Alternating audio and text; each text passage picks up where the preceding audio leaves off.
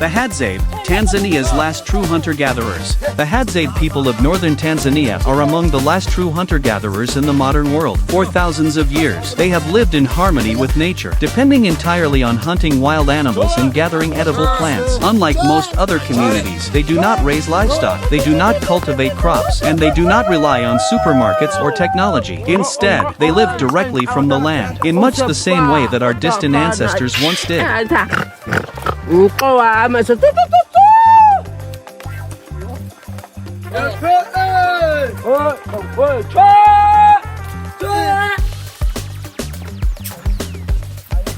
In fact, the Hadza are the only tribe in Tanzania still living this ancient lifestyle, while many other tribes in East Africa have adapted to farming, herding, or modern wage labor. The Hadza continue to resist these changes, preserving traditions that stretch back into prehistory. They live mainly in the Ayasi Basin and the nearby Yida Valley, close to Lake Ayasi, a remote and rugged part of northern Tanzania where the dry savanna meets the Rift Valley escarpments.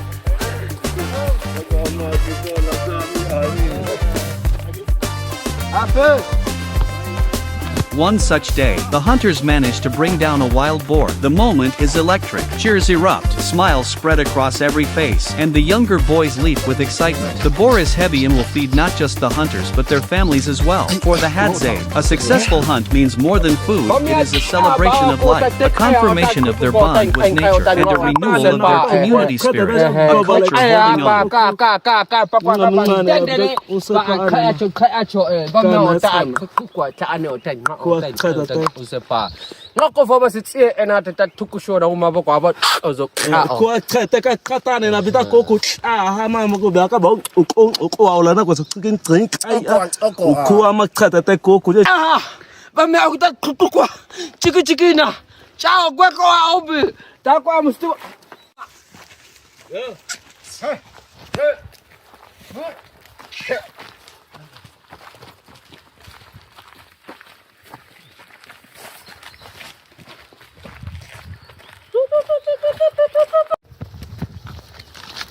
A day in the life. The Hadza begin their days at dawn. As the sun rises over the acacia-dotted landscape, men gather around a small fire. They warm themselves, share stories, and sometimes smoke tobacco to sharpen their focus for the day ahead. Hunting is central to their lives, and the men typically set out in pairs or in small groups. Occasionally, a man will hunt alone, guided only by his bow, arrows, and dogs. Unlike farmers or herders who plan for specific harvests or herds, Hadza hunters do not target a single animal in advance. They pursue whatever nature provides, whether it is a gazelle, a wild boar, a guinea fowl, or even smaller creatures like hares and birds. Their dogs are indispensable partners in the chase, using their keen noses to track prey, their speed to keep up with it, and their courage to help corner or slow the animal until the hunters can take it down with their poison arrows.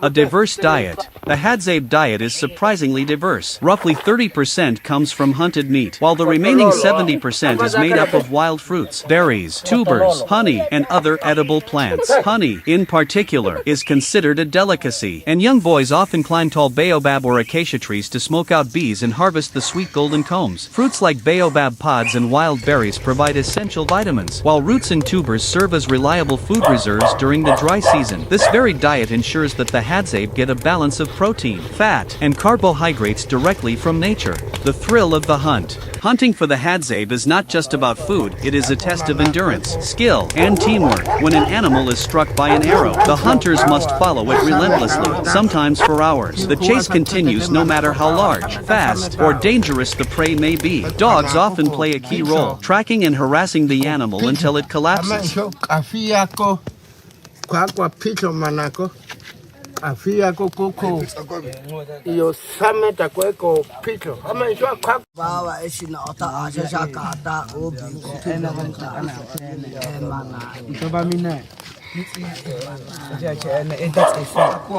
akumo ya bimu musiti kwa hapa eshina ota bawa obi ashasha kata mana shiteta ba pito mkaka na bichi ani katana amakaba.